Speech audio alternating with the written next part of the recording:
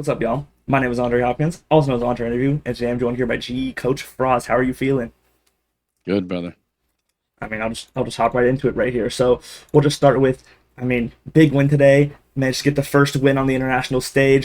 Just even with unfortunately eliminating one of your former players in Cruz, just how does it feel to get your first win?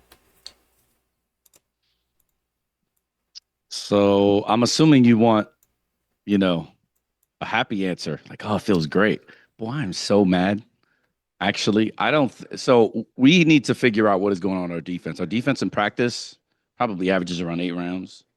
And here it just seems like there's a lot of miscommunication and there's a lot of things that are going on where players are like, breaking protocol to make a play and then they die. And then if they die, we normally have corrections in place to sort of like, try to steal the round back. And then like those things aren't happening. So it's like so many breakdowns on our defense. On Pearl, we didn't, but we allowed them to get back into the game. And this is like something that we keep doing perpetually that like, you know, we are not going to make playoffs if we play like that versus XLG. However, if we play well, as you see, when we play well, we normally blow teams out. It's just trying to be consistent enough map to map. And believe it or not, pretty much all the maps we played here were very good on, at least in practice. So it's not even like we're struggling with vetoes or like our map pool's bad. So it's like the inconsistency of that is troubling to say the least. hmm you kind of talked a little bit about in the half an interview about the team not listening to each other and things kind of breaking down or relying on individual skill. Just how do you think that was corrected over the next two maps to help you guys win the game?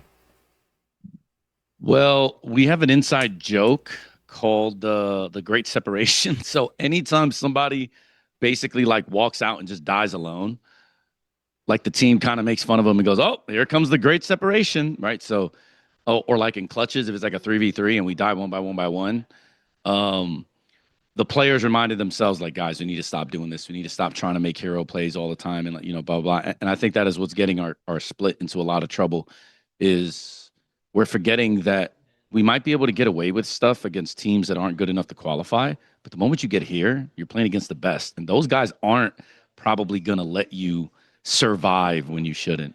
And those guys are probably going to insta delete you if you get lazy and don't clear an angle correctly or so I would say that's probably the biggest reason for the turnaround is they sort of internally, locked in and then as a group committed to the fact that like we're pretty much not going to take a solo fight if we can afford it. Okay, so kind of want to touch a little bit on that split. Just even with the team getting double pistol, it just seemed the team was struggling to kind of convert those gun rounds. Just what do you think needs to be improved on that map for the team to start winning it? The truth is, man, that map has been a staple of ours for, since the creation of the team. I I will say that it's less the micro, believe it or not, it's more the macro lately. So I think it's just something we need to get in the lab and really start understanding as to what is going on in particular situations when teams play slow, where are the breakdowns and how we can fix it. Because in practice, this map is so strong for us, but it isn't translating. However, other maps, Pearl, Breeze, those maps are also equally as strong in practice and they're converting. So it isn't that we're weak. It's that there is something happening on our map picks that is really killing us right now, and we need to fix it, or else we're not going to make playoffs. So it's just something on every map it works, but something's not translating from Yeah, practice to the actual lobby. Okay. So recently the team's been picking up a lot more Sage comps on split, differing from kickoff. Just what do you personally like about a lot of those comps on the map? I think Sage solves a lot of the meta issues because 18 seconds of slow, 40-second wall. You have to play against her very particularly. Cruz took a lot of gambles today. He basically copied our comps and tried to beat us with our comp. He was successful one time, but yeah, I mean, he was unsuccessful the rest. I think she just solves a lot of the problems in the meta. That's probably the easiest way I can put it. Okay.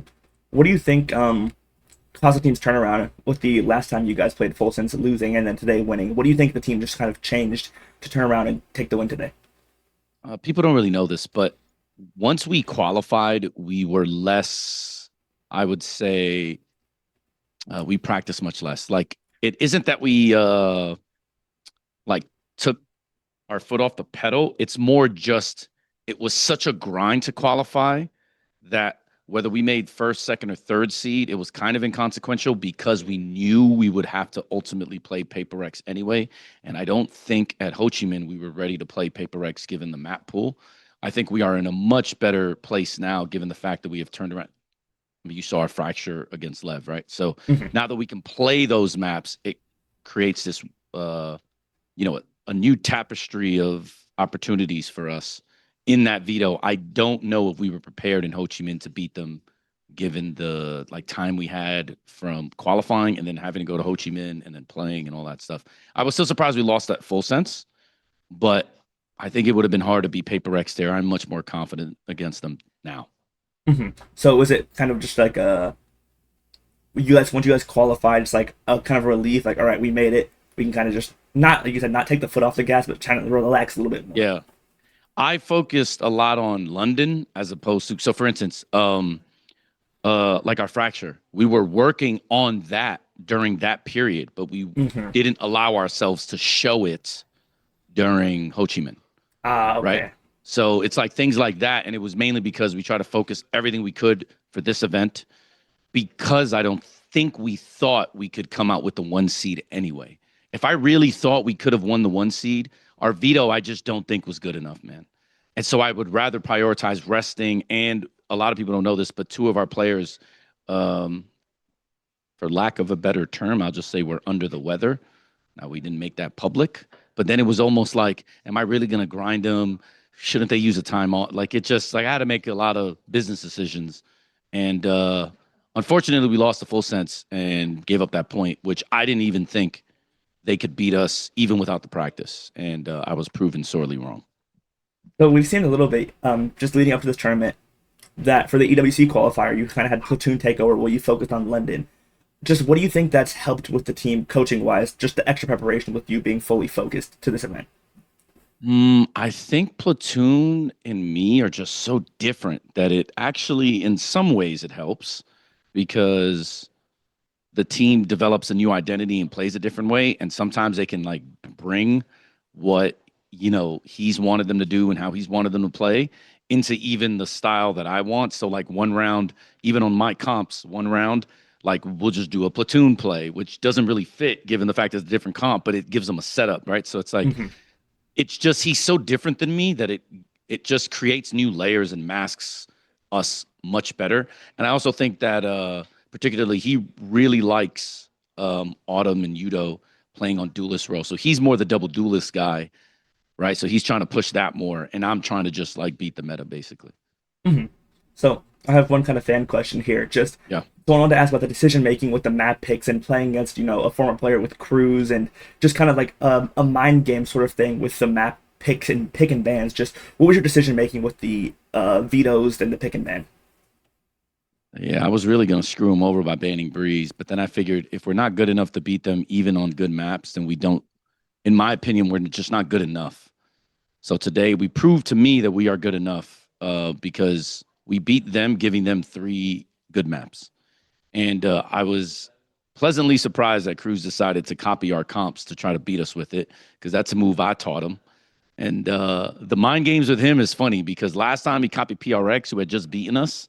He copied all their comps to beat us. And this time he was trying to copy me to beat us because I think maybe he thought that we would have a plan for Paper X, like the Paper X style that they want to play. And instead he gave us our style, which was more slow and methodical. And I give kudos to him on Split because he definitely got us with that. But that's like just kind of funny. That's like the mind games that me and him go into it or like into each other. So it's just kind of, yeah, that was a good move by him. Just a fun Props. little back and forth between you and him. Yeah. Yeah. Well, Frost, thank you very much for your time and good luck to you guys in your next game against XLG. Anytime, boss. Bye bye. Thank you. Thank you. Have a great rest of your night.